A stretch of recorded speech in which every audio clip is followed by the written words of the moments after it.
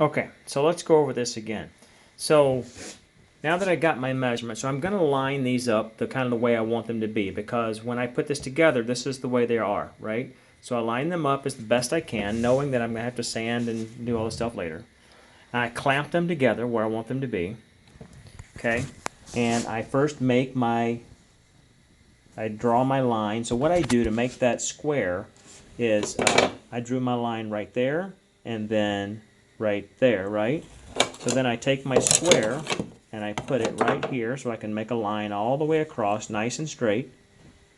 Okay, and then I draw that line. And then I flip it over so I've got the most amount of wood under it right here. And I come over here and I pull it down and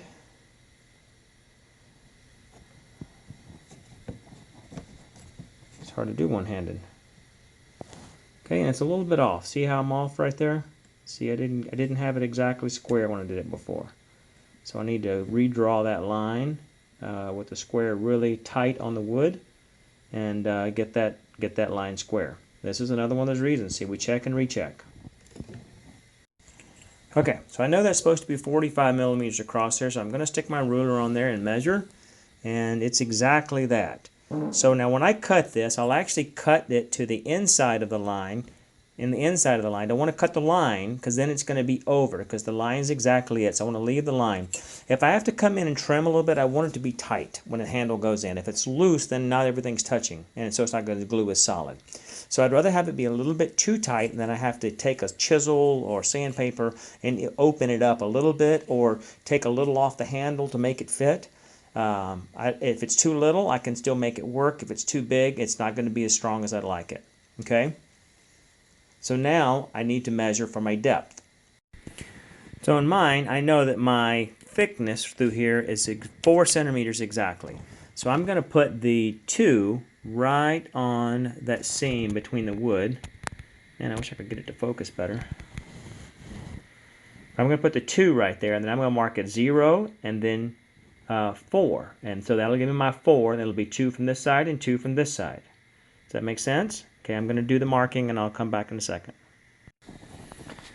Okay, so I did this. Now, there's quite a bit of writing on here. So it's sometimes I use arrows to note that point, because I don't want just a line. I want a particular point. So I use the arrow when I draw the arrow like that to mean where that arrow, point of the arrow is, that's the point.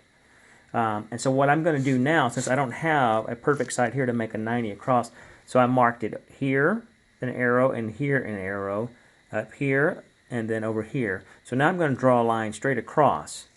And then that box that's resulting from that will be the amount I need to take off. Okay? So that part that I scribbled out, that's the part that has to be cut out, right? Half of that's from this board, half of that's from the other board. That wide, that deep. That's what has to come out. Okay? I'm going to go ahead and end this video, and I will have another video on how to cut that out.